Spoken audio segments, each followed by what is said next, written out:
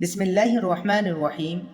اقسام المیاہ و احکامها، پانیوں کی تقسیم اور ان کے حکام۔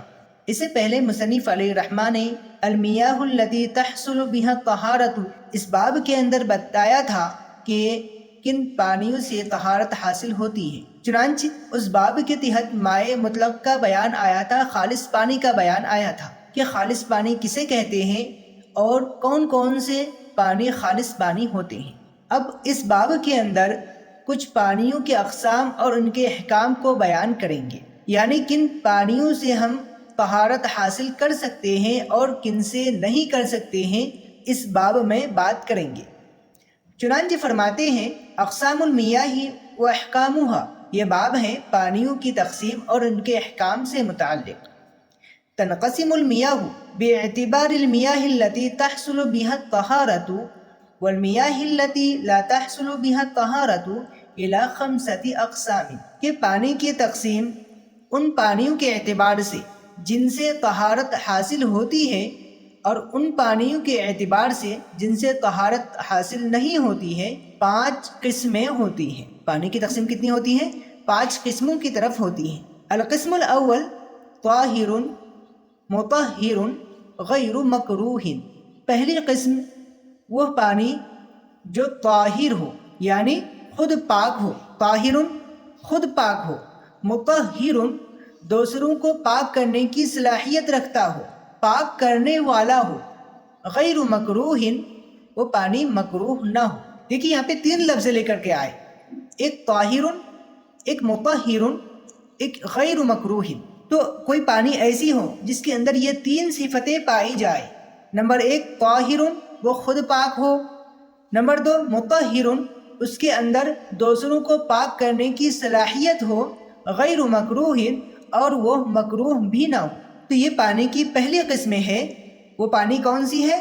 والماء المطلق طاہر وتحصل بها الطہارۃ، مائع مطلق یعنی آسمان کا پانی، یعنی بارش کا جو پانی ہے، نہر کا پانی، سمندر کا پانی، کنویں وغیرہ کا پانی، برف سے پگھلا ہوا پانی، اولے سے پگھلا ہوا پانی، چشمے کا پانی، یہ تمام کے تمام پانی کیا ہے؟ مائع مطلق ہے۔ ان سے پاکی حاصل کر سکتے ہیں۔ وہ خود بھی پاک ہے، دوسروں کو پاک کرنے کی صلاحیت بھی رکھتا ہے، اور وہ مکروہ بھی نہیں ہے۔ اس کے اندر تینوں صفتیں پائی جاتی ہیں، طاہر خود بھی پاک ہے، مطہر دوسروں کو پاک کرنے کی صلاحیت رکھتا ہے، غیر مکروہ وہ مکروہ بھی نہیں ہے۔ القسم الثانی طاہر مطہر مکروہ، دوسری قسم ہے جو پاک ہو، طاہر خود پاک ہو، مطہر دوسروں کو پاک کرنے کی صلاحیت رکھتا ہو، مکروہ لیکن کیا ہو؟ مکروہ ہو۔ پاک ہو، دوسروں کو پاک کرنے کی صلاحیت بھی رکھتا ہو، لیکن مکروہ کے درجے میں ہو۔ یعنی اگر مائع مطلق موجود ہے، طاہر مطہر غیر مکروہ کی صفت والے پانی موجود ہیں، تو ہم اس پانی کا ہی استعمال کریں گے، اس کا نہیں کریں گے۔ ہاں اگر وہ پانی نہ ملے، صرف یہی دوسری قسم کے پانی ہو، تو ہم اس پانی کا استعمال کر سکتے ہیں، پاکی حاصل کر سکتے ہیں۔ یہاں سے اس دوسری قسم کے پانی کے بارے میں بتاتے ہیں کہ وہ پانی کون سے ہیں۔ فرماتے ہیں وَهُوَ الْمَاءُ الَّذِي شَرِبَتْ مِنْهُ الْهِرَّةُ أَوِ الدَّجَاجَةُ أَوْ سِبَاعُ الطَّيْرِ أَوِ الْحَيَّةُ، کہ وہ پانی ہے کہ جس سے کسی بلی نے پی لیا ہو، یا کسی مرغی نے پی لیا ہو، یا پھاڑ کھانے والے پرندے نے پی لیا ہو، یا سانپ نے پی لیا ہو۔ یعنی یہ پانی کیا ہوتی ہے؟ مکروہ ہوتی ہے، کہ جس سے کسی بلی نے پی لیا ہو۔ مان لیجئے کہ آپ نے ایک برتن میں پانی بھر کر کے رکھا اور اس سے بلی نے پی لیا، تو اب ہم اس کو بلی کا جھوٹا پانی کہیں گے۔ اسی طرح کسی مرغی نے پی لیا، یا پھر کسی ایسے پرندے نے پی لیا جو پھاڑ کھانے والے ہوں، جیسے کہ کوا جو پھاڑ کھانے والے ہوتے ہیں، چیل جو پھاڑ کھانے والے ہوتے ہیں، تو ایسے پرندے نے پی لیا ہو، اب الحیہ یا سانپ نے پی لیا ہو، تو یہ پانی پاک ہوتی ہے، پاک کرنے کی صلاحیت رکھتی ہیں، لیکن یہ مکروہ ہوتی ہیں۔ آگے فرماتے ہیں یکرہ الوضوء والاغتسال تنزیہا بذالک الماء، یعنی اس پانی سے وضو کرنا یا غسل کرنا مکروہ تنزیہی ہے، ناپسندیدہ ہے۔ مکروہ تنزیہی کہتے ہیں جو ناپسندیدہ ہو۔ اذا کان الماء المطلق موجودا، جب مائع مطلق موجود ہو. یہ ناپسندیدہ کب ہے؟ جب کہ مائع مطلق موجود ہو، یعنی جو پانی مائع مطلق کے بارے میں اس سے پہلے آ چکا ہے کہ مائع مطلق کسے کہتے ہیں، اگر ایسے پانی موجود ہو تو اس صورت میں اس پانی کے ذریعے سے، یعنی بلی کے جھوٹے پانی کے ذریعے سے، مرغی کے جھوٹے پانی کے ذریعے سے، یا ایسے پرندے کے جھوٹے کے ذریعے سے جو پھاڑ کھانے والے ہوں، یا سانپ کے جھوٹے پانی کے ذریعے سے، تو ان پانیوں سے وضو کرنا یا غسل کرنا مکروہ تنزیہی ہے جبکہ مائع مطلق موجود ہو. ولا کراہۃ فی استعمالہ اذا لم یوجد غیرہ، اور کوئی کراہت نہیں ہے اس کے استعمال کرنے میں جبکہ اس کے علاوہ کوئی پانی موجود نہ ہو. یعنی صرف ہمارے پاس یہی جھوٹا پانی موجود ہے اور اس کے علاوہ کوئی پانی مائع مطلق وغیرہ موجود نہیں ہے، تو اس صورت میں ناپسندیدہ بھی نہیں ہے، بلا کراہت ہم اس سے وضو کر سکتے ہیں، غسل کر سکتے ہیں. القسم الثالث طاہر ولکن وقع الشک فی کونہ مطہرا. یہاں سے تیسری قسم کا بیان ہے کہ تیسری قسم کا پانی وہ ہے طاہر جو پاک ہو، ولیکن وقع الشک، لیکن اس کے اندر شک واقع ہو گیا ہو، فی کونہ مطہرا، اس کے پاک کرنے کے سلسلے میں.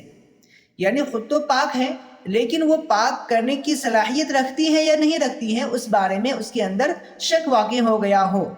وہ کون سے پانی ہے؟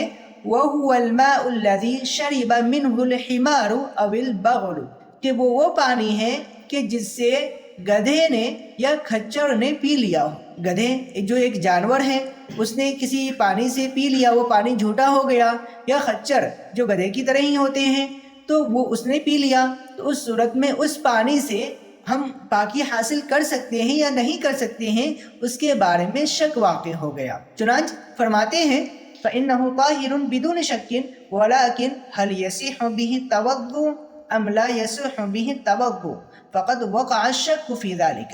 چنانچہ گدھے کے جھوٹے پانی یا خچر کے جھوٹے پانی کے بارے میں بتاتے ہیں کہ وہ پانی اس کے پاک ہونے میں کوئی شک نہیں ہے، وہ بغیر کسی شک کے تو پاک ہے، لیکن کیا اس کے ذریعے سے وضو کرنا صحیح ہے یا اس کے ذریعے سے وضو کرنا صحیح نہیں ہے، اس بارے میں شک واقع ہو گیا ہے. اس بارے میں کیا ہو گیا ہے؟ شک واقع ہو گیا ہے. آگے فرماتے ہیں فَإِن لَّمْ يَجِدْ غَيْرُهُ تَوَضَّأَ بِهِ وَتَيَمَّمَ، کہ اگر اس کے علاوہ کوئی اور پانی یعنی مائع مطلق وغیرہ نہ ملے تو اس صورت میں ہم کیا کریں گے؟ ایسے پانی سے وضو کریں گے اور تیمم بھی کریں گے. کیوں؟ اس لیے کہ اس کے ذریعے سے پاکی ہونے اور نہ ہونے کے بارے میں، پاکی حاصل کرنے یا نہ کرنے کے بارے میں شک واقع ہو گیا ہے. تو اب کیا کریں گے؟ اس پانی کے ذریعے سے وضو کریں گے اور ہم تیمم بھی کریں گے. وَلَهُ الْخِيَارُ إِنْ شَاءَ قَدَّمَ الْوُضُوءَ عَلَى التَّيَمُّمِ وَإِنْ شَاءَ قَدَّمَ التَّيَمُّمَ عَلَى الْوُضُوءِ. فرماتے ہیں کہ اب اس کے لیے یعنی جو پاکی حاصل کر رہا ہے اس کے لیے اختیار ہے، چاہے تو وضو کو مقدم کرے تیمم پر اور چاہے تو تیمم کو مقدم کرے وضو پر. یعنی ایسا بھی کر سکتا ہے کہ اس پانی کے ذریعے سے پہلے وضو کرے پھر تیمم کرے، اور یہ بھی کر سکتا ہے کہ پہلے تیمم کرے پھر وضو کرے. والقسم الرابع طاہر غیر مطہر. یہاں سے چوتھی قسم کے بارے میں بتاتے ہیں کہ وہ پانی جو پاک ہو لیکن پاک کرنے کی صلاحیت نہ رکھتا ہو. غیر مطہر، وہ پاک کرنے والا نہ ہو. فرماتے ہیں وَهُوَ الْمَاءُ الْمُسْتَعْمَلُ فَإِنَّهُ طَاهِرٌ وَلَكِنَّهُ غَيْرُ مُطَهِّرٍ لَا يَصِحُّ بِهِ التَّوَضُّؤُ. کہ وہ چوتھے قسم کا پانی کون سے ہے؟ کہ وہ ماء مستعمل ہے، یعنی وہ پانی جس کو استعمال میں لایا گیا ہو. چنانچہ وہ پاک ہے لیکن وہ پاک کرنے کی صلاحیت نہیں رکھتا ہے. لیکنہ غیر مطہر، وہ پاک کرنے والا نہیں ہے. لا یصح بہ التوضؤ، اس کے ذریعے سے وضو کرنا صحیح نہیں ہے. آگے فرماتے ہیں کہ مائع مستعمل ہم کس پانی کو کہیں گے؟ کیونکہ پانی ہم کس کس طور پر استعمال کرتے ہیں، تو کیا ہر استعمال شدہ پانی کیا ہے؟ مائع مستعمل ہے یا ہر نہیں ہے؟ ہر ایک نہیں ہے، یعنی جو اس کیٹیگری میں آئے کہ وہ پاک ہو اور پاک کرنے کی صلاحیت نہ رکھتا ہو. کیا ہر پانی ہے یا اس کے لیے کوئی خاص صفت بیان کی گئی ہے؟ چنانچہ اس بارے میں فرماتے ہیں والماء المستعمل هو الماء الذي استعمل في الوضوء او الغسل لرفع حدث او لقربة كالوضوء على الوضوء بنیت الثواب. فرماتے ہیں کہ مائع مستعمل وہ پانی ہے کہ جس کو استعمال کیا گیا ہو وضو کے اندر یا غسل کے اندر، یعنی وضو میں استعمال کیا گیا ہو یا غسل میں استعمال کیا گیا ہو، لرفع حدث، حدث کو دور کرنے کے لیے۔ حدث کا بیان پہلی سبق کے اندر آ چکا ہے کہ حدث کسے کہتے ہیں، حدث کو دور کرنے کے لیے، او لقربت، یا قربت حاصل کرنے کے لیے، یعنی ثواب حاصل کرنے کے لیے، جیسا کہ وضو پر وضو کرنا۔ قربت کی مثال دی ہے یہ والے کہ جیسے وضو پر وضو کرنا، پہلے سے ایک شخص باوضو ہے پھر وضو کر رہا ہے اس نیت سے کہ ہمیں ثواب مل جائیں گے، بنیت ثواب، ثواب کی نیت سے۔ تو اگر ہم پانی کو استعمال کر رہے ہیں وضو کے اندر یا غسل کے اندر، اور ہمارا ارادہ کیا ہے، حدث کو دور کرنا، یا ثواب کی امید سے ہم پاکی ہونے کی حالت میں ہم کر رہے ہیں ڈبل، یعنی وضو پہلے سے ہے پھر ہم وضو کر رہے ہیں، یا غسل پہلے سے کر رکھے ہیں پھر غسل کر رہے ہیں ثواب کی نیت سے، تو اس صورت میں یہ پانی مستعمل کہلائیں گی۔ یہ پانی کیا کہلائیں گی، مستعمل کہلائیں گی۔ فَإِن تَوَضَّأَ بِالْمَاءِ مُتَوَضِّئٌ لِتَحْصِيلِ الْبُرُودَةِ أَوْ لِتَعْلِيمِ الْوُضُوءِ لَمْ يَكُنِ الْمَاءُ مُسْتَعْمَلًا۔ چنانچہ اگر ایک شخص کیا کیا، پانی کے ذریعے سے وضو کیا، متوضئ، وہ کیا ہے، پہلے سے باوضو ہے۔ فَإِن تَوَضَّأَ بِالْمَاءِ مُتَوَضِّئٌ، چنانچہ اگر وضو کیا پانی سے ایسا شخص جو پہلے سے باوضو ہے، لِتَحْصِيلِ الْبُرُودَةِ، ٹھنڈک حاصل کرنے کے لیے، او لِتَعْلِيمِ الْوُضُوءِ، یا وضو کو سکھلانے کے لیے، کسی اور کو اس کو سکھلانا مقصود ہو تو اس کے لیے وضو کر رہا ہے، لم یکن الماء مستعملا، تو وہ پانی مستعمل نہیں ہوگا۔ اس پانی سے جو پانی اس کو اگر اکٹھا کر کے دوبارہ استعمال کرنا چاہیں، دوبارہ پاکی حاصل کرنا چاہیں تو وہ اس کے ذریعے سے کر سکتا ہے، اس سے پاکی حاصل ہو سکتی ہے۔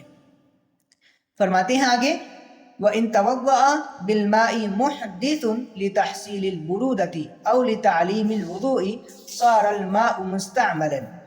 لیکن اگر وضو کیا کس نے، محدث نے، جس کو پہلے سے حدث لاحق ہو چکی ہے، اس کو ضرورت ہے کہ وہ پاک ہو، ایسا شخص نے اگر ٹھنڈک حاصل کرنے کے لیے یا وضو کو سکھلانے کے لیے پانی کو استعمال کیا تو بھی اب وہ پانی مستعمل ہو جائے گا۔ کیوں؟ اس لیے کہ اس پانی کے ذریعے سے اس کو پاکی حاصل ہو گئی، تو اب ہم اس پانی کو دوبارہ استعمال میں نہیں لا سکتے ہیں۔ وَيَصِيرُ الْمَاءُ مُسْتَعْمَلًا إِذَا اسْتُعْمِلَ وَانْفَصَلَ عَنْ جَسَدِ الْمُتَوَضِّئِ أَوِ الْمُغْتَسِلِ۔ اب تک بات چل رہی تھی پانی مستعمل کی تعریف کے بارے میں کہ مائع مستعمل کون سے ہیں۔ اب یہاں سے بات کر رہے ہیں کہ وہ پانی مستعمل کب ہوگا۔ پہلے تعریف آئی، اب یہاں پہ بتا رہے ہیں کہ وہ مائع مستعمل کب ہوگا، کس وقت ہوگا، کیا باڈی میں لگاتے ہی وہی وہ مستعمل ہو جائے گا یا اس کی کوئی خاص صورت ہے۔ فرماتے ہیں کہ پانی مستعمل ہوگا جب اس کو استعمال کیا گیا ہو اور متوضی کے بدن سے، جسم سے الگ ہو گیا ہو، یا غسل کرنے والے کے جسم سے الگ ہو گیا ہو۔ یعنی ہم پانی استعمال کر رہے ہیں، باڈی پر لگا رہے ہیں، اعضاء پر لگا رہے ہیں، اور وہ پانی جو ہی ہمارے جسم سے، باڈی سے الگ ہوگا، وہ پانی مستعمل ہو جائے گا۔ وہ پانی کیا ہو جائے گا؟ مستعمل ہو جائے گا۔ اب اس کے بعد پانی کی جو 5ویں قسم ہے، القسم الخامس نجس، اس کے بارے میں اگلی ویڈیو میں بات کریں گے انشاءاللہ تعالی۔